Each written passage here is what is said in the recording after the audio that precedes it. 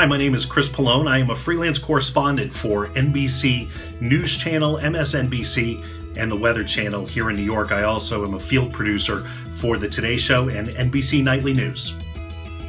Hi there, my name is Bettina Boughton and I'm an anchor for WBTN 13 News. It's the NBC affiliate here in Birmingham, Alabama, and I've been communicating to the masses for close to 13 years. Hi, my name is Craig Ford. I am Assistant News Director as well as anchor and reporter at WTBA WLOV Television, Tupelo, Columbus, Mississippi. I've been in broadcast journalism for more than 20 years.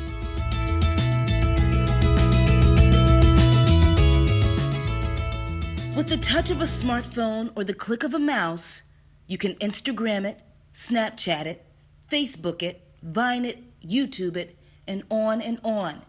It makes bold brands. It's one of the top ways people receive and process news and information. Chris, Bettina, and Craig know all about it. Since we have to disseminate information to several different places at several different times throughout the day, whenever our customers are looking for that, that means that when I am covering a news event, in addition to gathering sound bites and talking to people, observing what's going on, I also have to update social media channels. They really impact me in the way that I gather information, the way that I check for facts, and overall the way that I share that information with people. Facebook and Twitter really give me a pulse of what people are talking about right now, whether it's on a local front, a national front, or even on an international front. Basically, it allows me to do a better job staying on top of what's going on, especially Twitter. I'll give you a perfect example. Friday night, I'm in the newsroom. We find out that one of the people charged with capital murder in connection with the killings of two Hattiesburg police officers earlier this year, that person had died apparently or was found unresponsive in his jail cell in Hattiesburg, was taken to the hospital, and he died. Now, if that had happened when I first started in this business in 1992, and I was working in Tupelo, Mississippi, it may have been 12, maybe even 24 hours before I found out about that story. There was a world before the land of hashtags, repost, and retweets.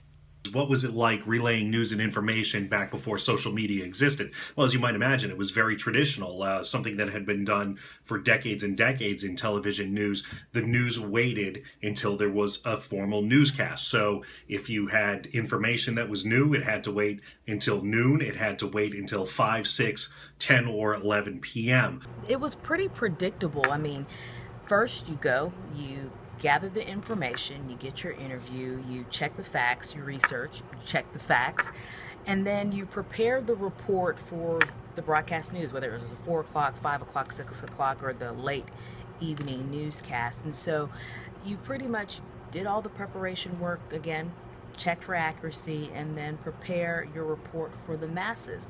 That was pretty predictable. If we wanted to relay any news, any information, it was pretty much over the platform that you were working for. I started out in radio, and basically it was a live mic on the radio station where I would be able to deliver news. As far as television, it's the same thing. It's that single channel that you had. It also burst through generational gaps. I look at my parents who are in their 70s who don't really use social media except maybe a little Facebook. Most of the people that are most engaged with the news are people on social media. And usually, this is, it's not necessarily a stereotype, but it's going to be people under, 50 years old, say, most of them under 40. It's my understanding, just, from what I know about social media, that demographically, the real young people are probably more on Snapchat and Instagram. And so that's why you see a lot of news agencies trying to work that into their news philosophy, because younger people seem to be shying away from Facebook, and maybe Twitter is kind of a little too mainstream for them or a little too permanent for them. So Instagram and Snapchat are starting to be worked into news presentations. So it certainly does break an age gap that if I want to get something out to some younger folks, I know to put it on Twitter or even Snapchat or Instagram, as opposed to maybe Facebook or just relying on our traditional newscasts to get it out. Hashtags, the libraries of the digital world.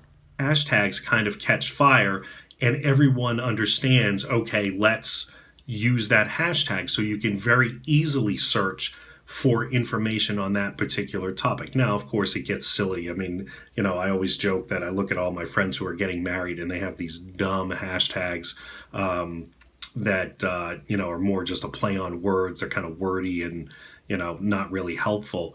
But in a lot of instances, hashtags and a hashtag search can help you find information, and you can also use it to advance your brand. Advertising execs and people who use it in that regard, they're kind of having fun with it, and they're kind of using it as kind of the hook to socially engage you to, hashtag this, because again, it's all about drawing your attention. And if you can attract people and hold them, then you can find a way to, I guess, monetize their attention as well.